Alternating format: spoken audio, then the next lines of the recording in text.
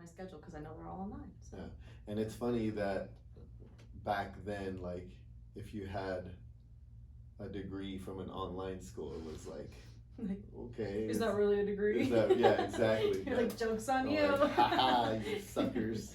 Yeah, Y'all that's funny. yeah. But it's so convenient, and it's like less stressful, even though the pacing was higher. Yeah. Like when I was actually going to the college, like just going there, sitting there through the lecture and all that, it wasn't actually as stimulating. I don't know why. Like doing it online, the I mean, we were doing probably a paper a week, and it was like a lot of reading, but that kind of kept me more on top. Yeah, that's then when there's like, all right, here's your syllabus, and this is everything you're gonna do in the semester, and I'm like, put it off till till almost force you to stay on top of things. I know, I love it. But I know there's some people who just can't learn that way or don't like to learn that way, but I do, personally. I think I actually got way more out of online learning. I think it was also because of the way that you interact with the students, other people on there. Like you always had to form groups and do projects, and it's like, all right, you take care of this part, and you're always kind of checking it out. I thought it was pretty well organized. So we'll see. I don't know. My daughter's struggling with it. Is she? Oh. It's just such a different. Yeah, and I'm sure high school's different too, because you're there all day. Like I wouldn't be able to do that. It's crazy. There's no way. So cool. All right, you ready? Yeah, let's do it. All right. Welcome to Special Fit. My name is Kennedy. I'm here with Coach Mike, and today we're going to be going over coaching. Yeah, what is that? What is coaching? How's your coaching experience? Here or in general? In general. In general, good. I love it. I think it's really rewarding to obviously help people, and you see people, take your advice or not, or, just see their own journey, and, they get excited when they hit PRs or they do things they've never done before, and that makes you excited as a coach. So it's been really good for me. It's also interesting because you deal with just about every kind of person you'd ever think existed. Like you deal with all different kinds of people. So it's in that case, it's interesting to just like learn how to like interact with people, just like on a normal, conversation level, just interacting. So it's been good. I think that coaching is mostly about that relationship part. You know what I mean? Because people come to you because they want some sort of result. But then, there has to be that rapport that's established, and that really what I think it is, it's all about trust. You know what I mean? That if the client doesn't trust you, in that they're trusting you to the point where they will do whatever you say, and believe that whatever it is that you're implementing is gonna achieve the result that they're looking for. But as a coach, what becomes hard is I guess sifting through what that really is, because a lot of times they really don't know what they want. Like you'll ask them that question, what do you want? And it's like, I don't know.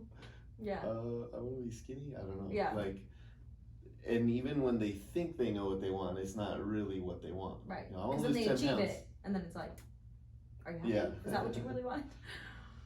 Ultimately, I think that's like the blanket answer. It's like, I want to be happy. And I want to be happy with the way I look, or the way I feel, or how I'm able to operate in the world, and that kind of stuff. In terms of coach, like, what do you think, in your opinion, what makes a good coach? Like, how do we distinguish, who's doing the things that are gonna really impact the community and things like that? Like, what kinds of things have you learned so far that are important, like either qualities or characteristics of coaching? Like, I think first and foremost, like, kind of like you just said, like somebody who's able to kind of just like engage with anyone and everyone. Like you need to have those people skills, Because something that I've definitely learned is that it doesn't matter how much you know, if you don't build a relationship with the client, they're not going to be receptive to that. So if you just stand there and you're just do this, do that, but you never take the time to actually like get to know your clients and talk to them and actually care about their goals and care about, you know, what they're there for, then they're not going to trust you. They're not going to want to listen. They don't, you know. Yeah. That you relationship. Just reminded me. What? It just came to me because you said it. What was it? So before we turned the camera on, we were trying to figure out like, what were we supposed to talk about? And sometimes the thoughts come in the car or whatever. I wanted to talk about a little bit about, in terms of the clients or the members that come to us, starting with why. Because it's really hard to, you know, when you look at all the different things that, you know, say a child comes in and the parent says, oh, I want him to lose weight, or I want him, you know, to be more coordinated, brain to body, and this and that we have to have compelling reasons why we want those things. Right. And then when we're assessing, you know, critical mass and we're implementing our program and going, okay, where do we start in order to get to these results? And the process of it only works when the child is a part of the process in terms of, why do you want this for yourself? Right. You know, because a lot of times in, say, like therapy, it's like, you know, the student will have, you know, an individualized educational program, an IEP, or, you know, some goals that are put there because they were diagnosed and they have some challenges. So a lot of times it has to do with, you know, adaptive skills, or them having to try to fit into a neurotypical world. Right. So it's like, we're going to work on your social skills because this is a factor, you have aggressive behaviors or whatever it might be. Yeah. But then in those things, it never says why. Right. And why would it be important for the student to, you know, want this? Yeah. Does the student want it? Right. You know what I mean? So they kind of, like what you're talking about in terms of like goals and things like that, I think it's so important to make the student a part of that conversation. Is, you know, because they're coming into an environment just like anybody else, that the process isn't always a pleasurable one. Right. Like sometimes workout has to do with pain and has to do with overcoming obstacles and things like that. It's not supposed to just be this, I think most of the time when people talk about like studies and stuff, they're always talking about endorphins and, you know, cardiovascular movement, aerobic exercise, but then you get, you know, people that come in and say, well, I want them to get stronger, or I want, you know, to work on brain body connection and things like that. And it's like, we have to stress the body, and that's not always going to be a pleasurable experience. So it's kind of interesting that for me, when a student comes in, if I make them a part of the conversation where it's like, is that really what you want?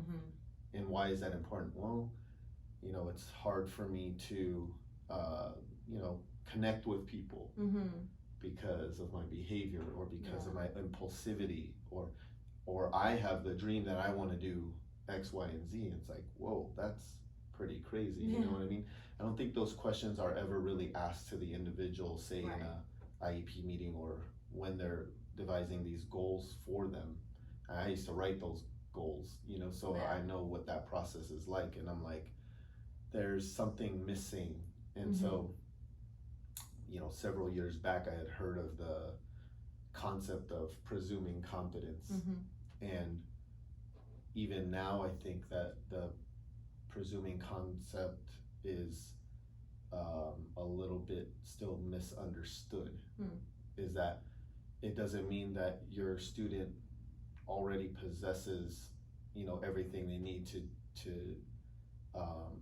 do it, but that they have the capacity to do it.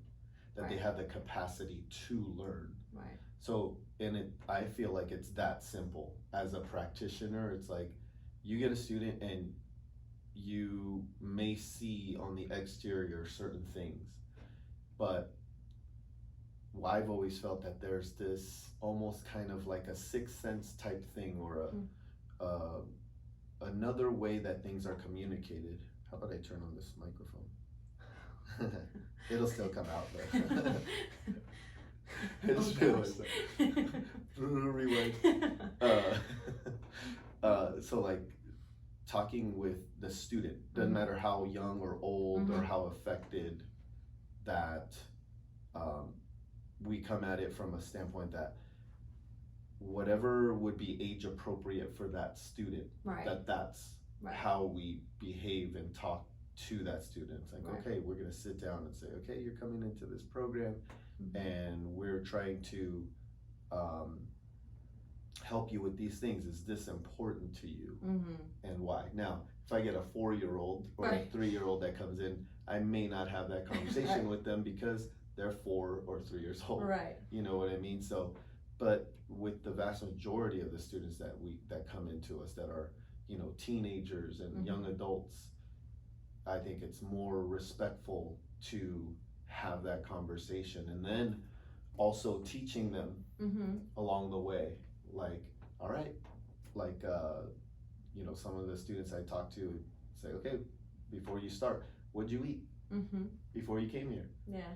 And then they'll tell me, well, why'd you eat that? Or what macronutrient is that? Well, Right. that's this. Okay, where does that go? And then going up to the whiteboard and go, let's do a little lesson here, right? Right. When we do our virtual classes, that's usually what I do in the beginning. Is I'll say, okay, here's what we're gonna do today. Here's what the intent is and why we're doing this. So if you don't hit the workout like this, it means that you're hitting the workout like that, and this is the purpose of that, Yeah. right? So it's like, hey, you're doing A, B, and C, and this is the rep scheme, and this is how it's going down. But what I'm looking for is this kind of pacing where you should be, you know, feeling like this. And if you're not, and you're kind of, then you're pacing it in a way that's more cardiovascular, not anaerobic. Right. That's not the intent. But if that's what you feel like today, then do that. But just recognize that that's what you're doing. Right.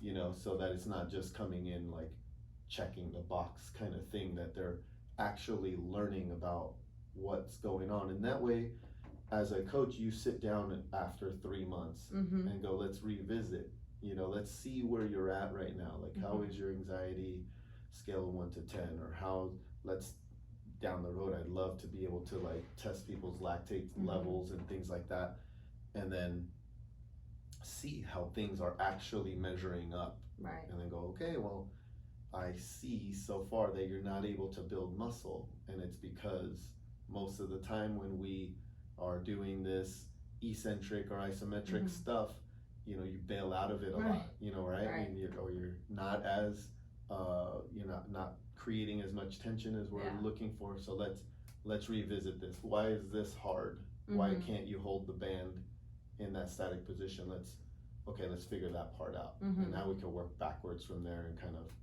see how can we do things in a way that's gonna lead them towards that result. Right. And make the process, help them learn about that it is moving in that direction. Right. You know what I mean? Presuming competence is like a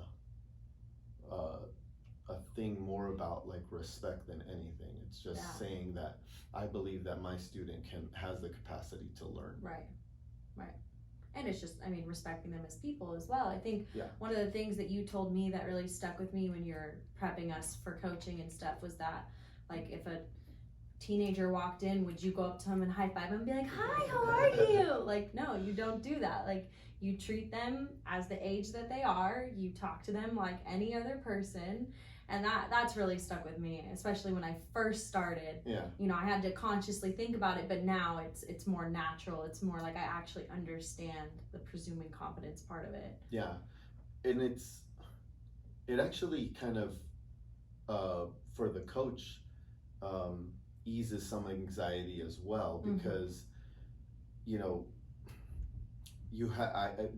thinking about the student in this way allows for me to, I would say for me, it's been the secret to like my success in being able to connect with students, Mm-hmm. is that I can get a student that's very dysregulated, Mm-hmm. the most dysregulated you could get, and it's like, okay, like I'm gonna talk to you and say, listen, I don't understand what is going on internally, but I see that there is a problem. Right. Um, I'm here to help you get through it.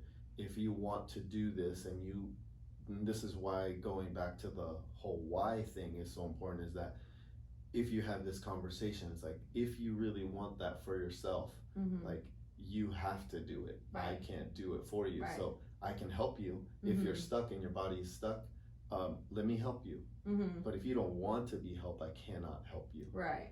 You know, right. And as a coach, you almost have to be patient enough with that, because like the other day, it was a Tuesday, I have a client that just came back, and she's having a rough time with just the transition and coming back and getting back into the routine. And so the last session, it was like, you know, coming in, she like sat on the turf and didn't want to move at all, you know, and it was like, you know, for her age, is it really appropriate for me to just come over and pick her up? Right. Unless I communicate and say, you look like you're stuck and your body is not obeying your brain. If in fact she wants to work out and feels that what she wants for her goals, that it's important for her body. So, you know, thinking about it as like, say, like a medication, like you need this for your brain and your body, and you know that it's good for you and you want it, and you know it's important. Okay, then let me help you, because your body's stuck. Let's do this. I'm gonna put my hands on your elbows and I'm gonna position your feet, and then when I lift you, you gotta stand up too. You gotta help yourself as well. And communicating that way with in that moment is what helped. And if it doesn't work that day, that's okay too. Say, hey, today you're not ready. You know, we'll try it again, and we're gonna keep trying until we get there. Because everybody's process is gonna be different, you know what I mean? So I think it's just that communication in the long run builds the most trust between the coach and the student. Yeah, absolutely. Because they need that, you know what I mean? They don't want it to just be forced on them, because I don't think that the training will be as effective if it's like, hey, you got to do this because after this I'm going to give you this thing, or whatever it might be, you know what I mean? You're not really creating a win in that scenario. You know, it's more of like, I'm doing this for that thing. And I get like reinforcers are a big part of a lot of our students, but there are, I would say, more than or at least from what I know, that the majority of our students come because they like it, than doing it because they're gonna get the reward at the end of the day, kind of thing. You know what I mean? I don't hear a lot of that.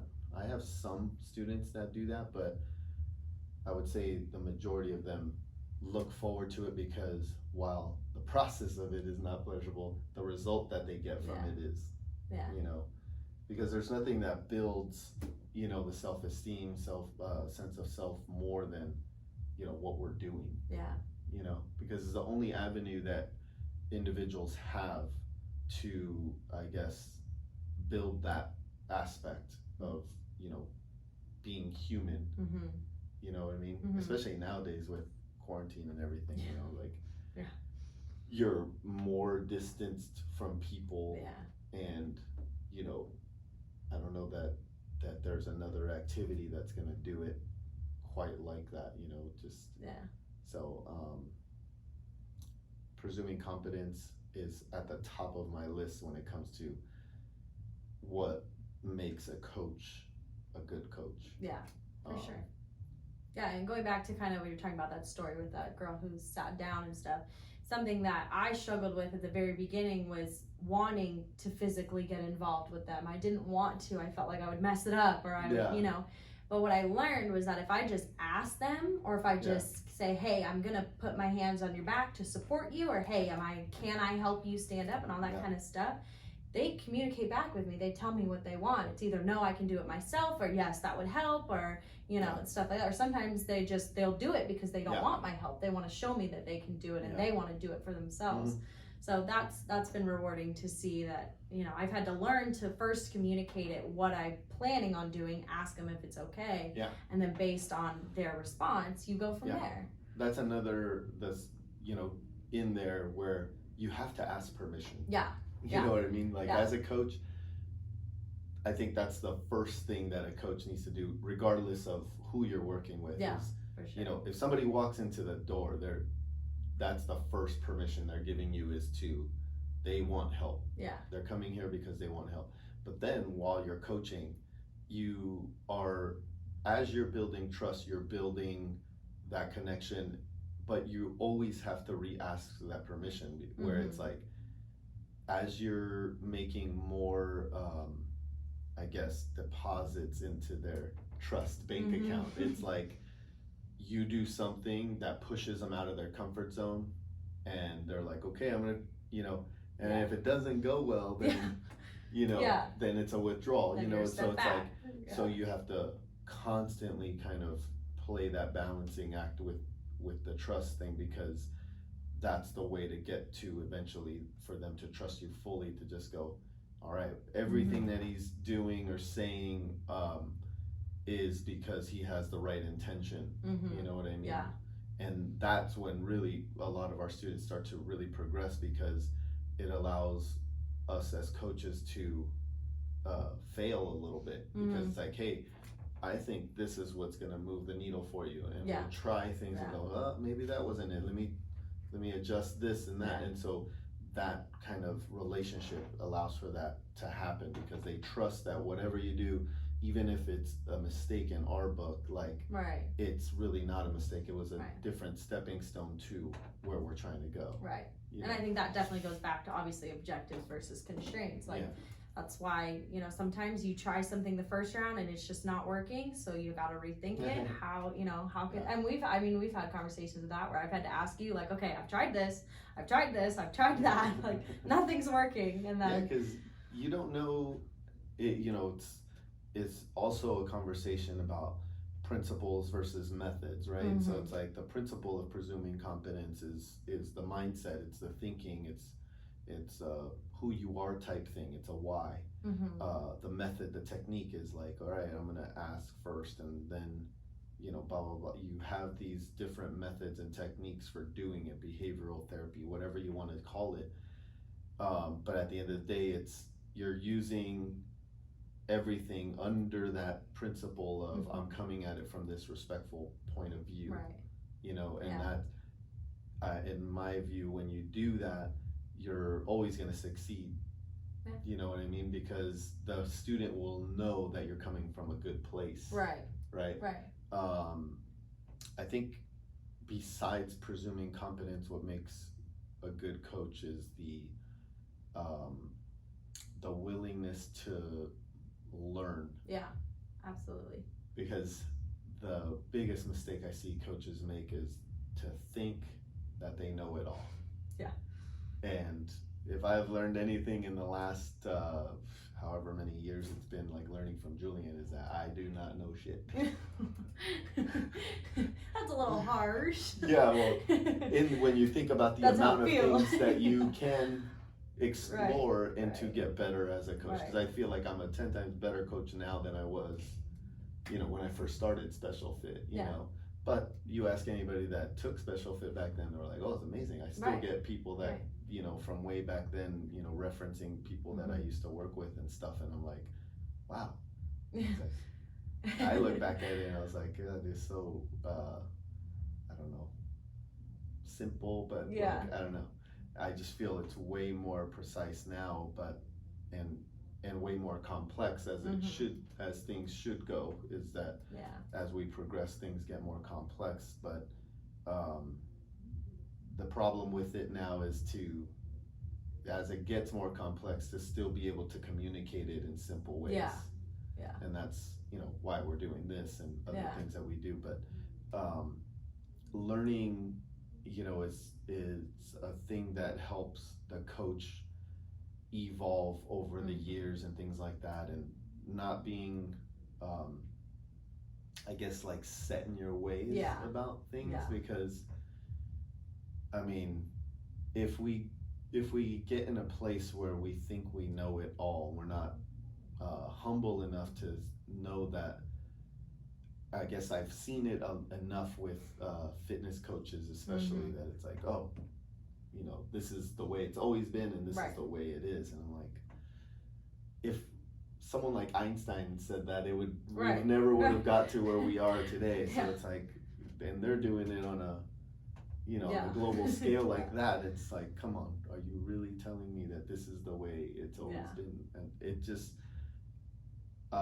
it's a really tough place to be able to help our students, especially because of the lack of information that we have about autism, about neurodiversity, and how all of these concepts relate. Because even just learning about the nervous system versus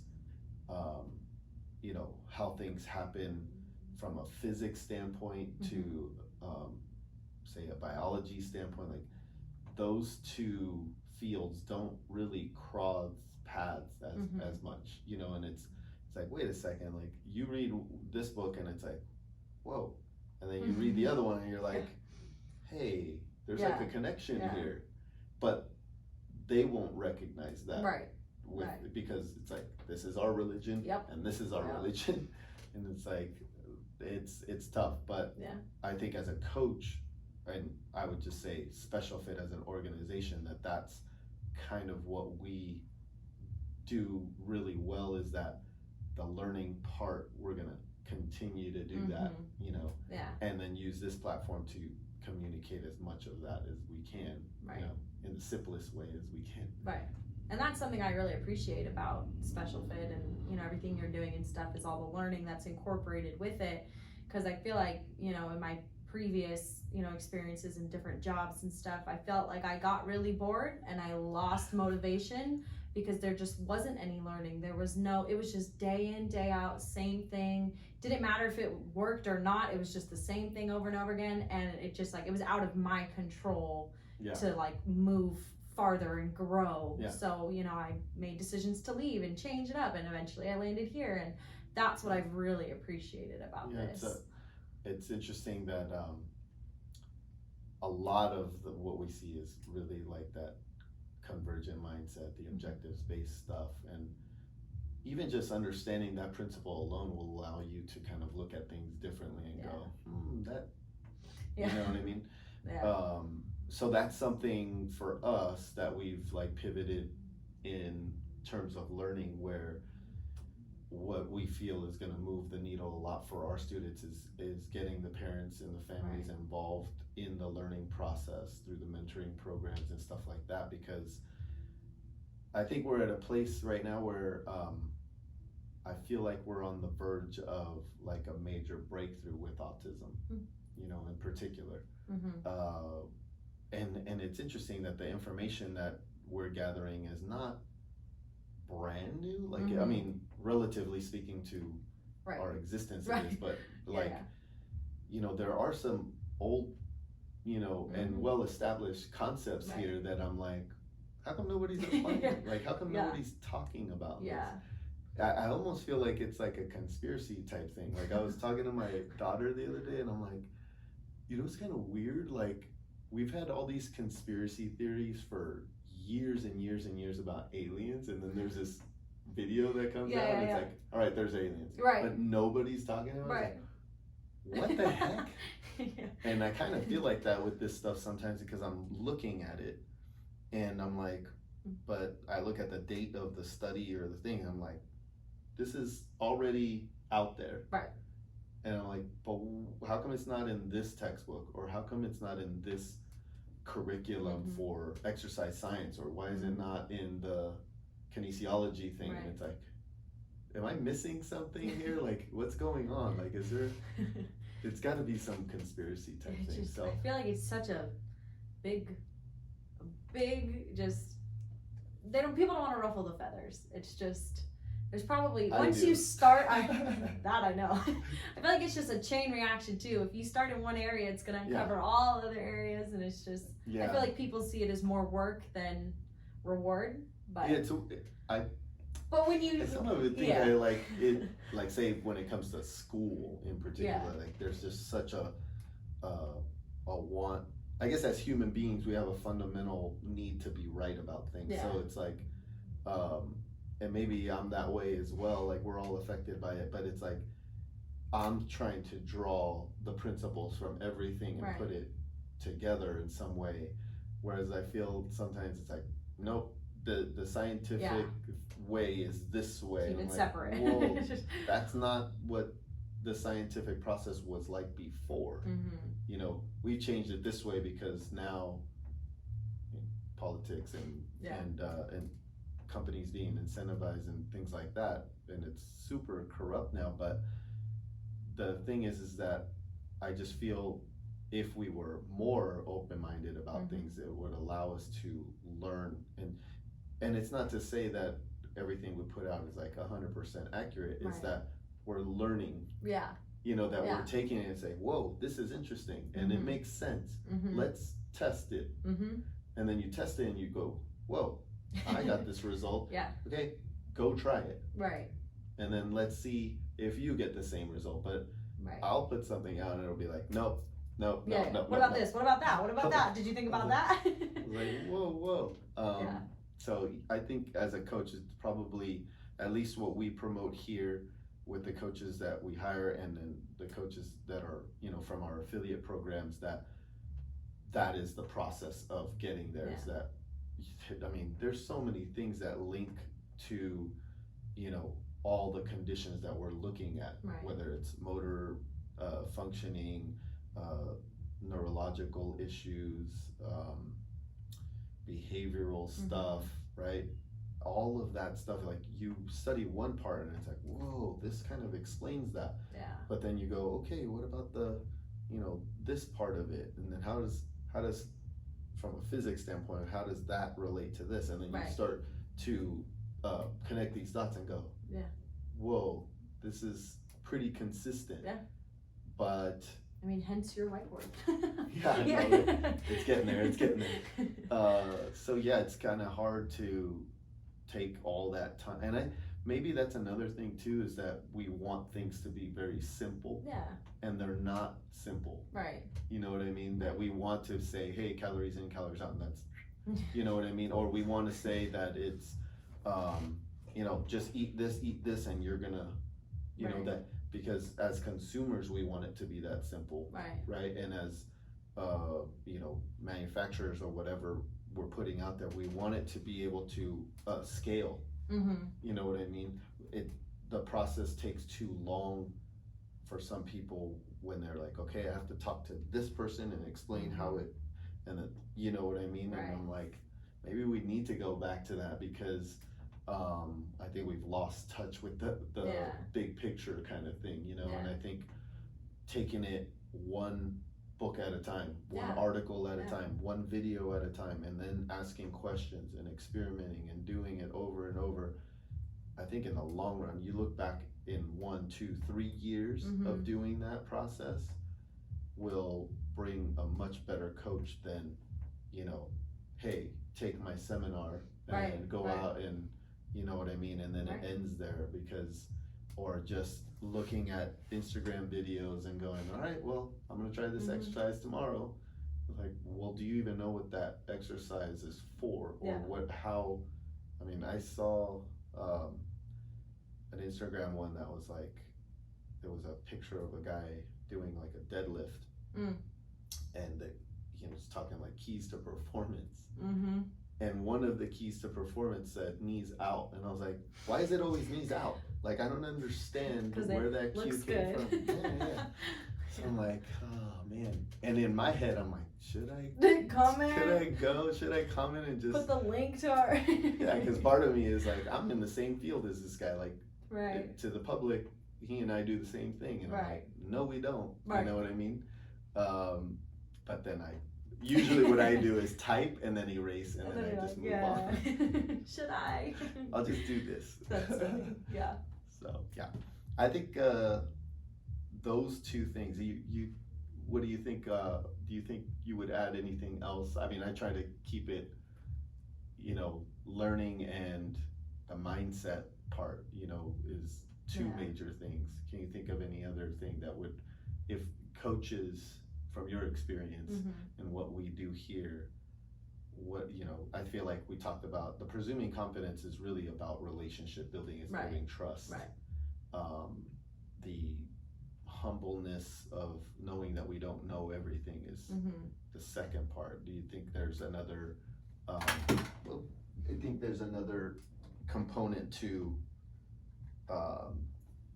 coaches that we could put out there that would give people something to consider, that, hey, this is kind of a principle or something to apply that consistently over time that would be helpful to them, I think it kind of ties into the first two, but I think as a coach, also doing it all yourself, like being an example of that. And like kind of, that's a big one, actually.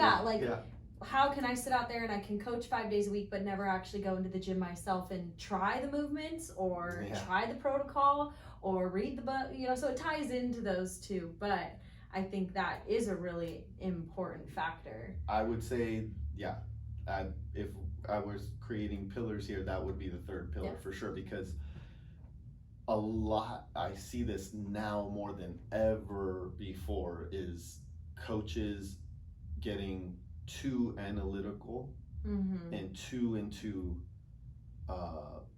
the brain part of it, the just learning part and not the action part. That you have to take it back to kind of like that martial arts mindset, that you can't teach a black belt if you ain't a black belt. Right. You know what I mean?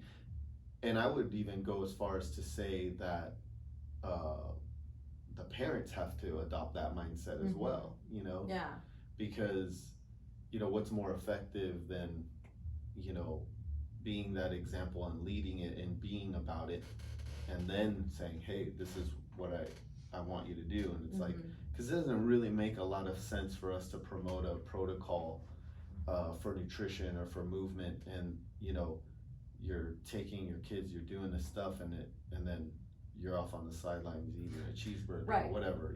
Not that that's a bad thing. It's just consistently they're two different paradigms. Right. And that's like anywhere, not even just with our clients. If as a child you see your parent doing something completely opposite of what they're telling you to do, there's just not that, that respect to like listen and actually want to do it. So it applies to everything. Right. And I'm a parent, so I know what it's like. It's really tough. Like, my daughter eats completely different than I do. But in my mind, I'm always like, I have to do it this way. Right. And even if she never eats like me, at least I did what I could to you set the example. And we actually had a conversation about this yesterday, when it's like, I was like, look, this is what, if you want to improve your sleep, this is what you would need to do. I know you're not willing to do that because you're very picky about your food, but so I talked to her a lot about it, and I always get the rolling eyes, okay, here comes dad again with this science stuff and blah blah blah. And it's like, it's tough because it's like, I'm her dad, and it's just, but, and she's getting older, but I think it's super important for parents, especially with children, with disabilities or developmental challenges, because as they age, what we need is for the parent to survive as long as possible. You know what I mean? And it's not just a continuum on the sickness wellness thing. Is like, we can't, as parents who have children with special needs, unfortunately are dealt a really crappy hand, in that they do not have the luxury of being well. They have to, it's almost critical that they are as fit as possible, because what happens when, their kid is 20, 30 years old, Mm-hmm. and now, you know, they're in their later years, Mm-hmm. and they start to deteriorate in some way and atrophy in a way. Right. Like we have to, I almost would say that we almost have to work more with the parent to help them, because we need the longevity for Right. them as much as Right. the student, because that is really what I think is key, because the stronger they are, the healthier, the longer they will live. Right. And then the more tools they have to pass on. Right. You know what I mean?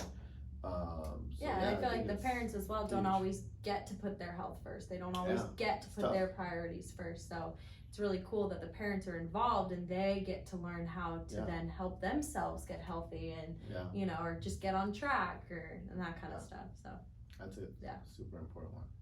I think we'll stick with those three for now. Yeah, I like that one. And We'll that one add too, them. I mean, we learned all these concepts and stuff within the first few weeks. You know, you took us through all this training, but then it was when you finally brought us out there to actually work out. Like just like murdered. Not a lecture, just like, hey, this is what we're gonna do, this is how I want you to do it. That's when it was like, that's what that is. Yeah. That's what that's supposed to feel like, all that kind of stuff. So I think that's really important, because I don't think as a coach I would be able to teach a lot of these movements without you having made me do that. I can't even stress that enough for coaches, that take your own program. Yeah, for sure. You know what I mean? Like do it. Like, I mean, that was for me in the beginning. It was like, how can I give something that I don't possess? You know what I mean? And that was a really tough thing for me. And probably what helped me kind of progress as a coach is that when I started Special Fit, I was actually really sick, because the anxiety was so debilitating. Like I showed you that picture last time. Like I was like really, and so every day was like a struggle. So it's like, nope, you got to pull yourself up. You got to lead. You have to be the one to overcome this if you're going to help somebody else overcome it. You know what I mean? So it was like, I was having my own struggle while I was trying to help others with the struggle, and it was just like, all right, we're all gonna figure this out together. Right. So it's like we were all earning our black belts together. Yeah. You know? Yeah. It was pretty cool. Yeah. Good stuff. Yeah. All right. Thanks for watching. If you like this video and you'd like to check out more, you can look at our YouTube channel. You also can find us on Instagram and Facebook. Special Fit also offers group classes, parent mentoring groups, and coaches groups. So if you would like to check any of those out, you can look on our websites, or you can email Mike at special-fit.com. And we'll be back with more videos next week. Bye, guys.